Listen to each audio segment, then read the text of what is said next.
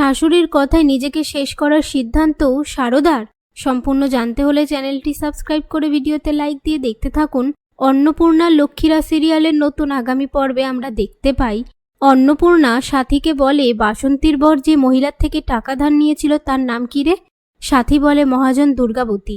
সেই মুহূর্তে স্নেহা এসে তাদের কথাবার্তা শুনে নিয়ে তাদেরকে বলতে থাকে, মহাজন দুর্গাবতী? ওদিকে রাস্তায় দুর্গাবতী ও সারদার শাশুড়ি মুখোমুখি হলে সারদার শাশুড়ি দুর্গাবতীকে বলে, মহাজন দুর্গাবতীর এরকম ভিখিরির অবস্থা হলো কি করে?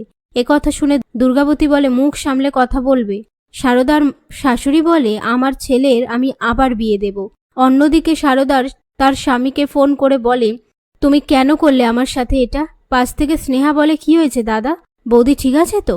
তখন সারদা বলে, তুমি জানো না আমি তোমাকে ছাড়া বাঁচতে পারবো না। এই বলে ফোনে বলতে থাকে, নিজেকে শেষ করে দেব। তো বন্ধুরা, আপনাদের কি মনে হয়, সারদার স্বামী কি পারবে সারদাকে বাঁচাতে? কমেন্ট বক্সে লিখে জানান। ভিডিওটি ভালো লাগলে শেয়ার করবেন।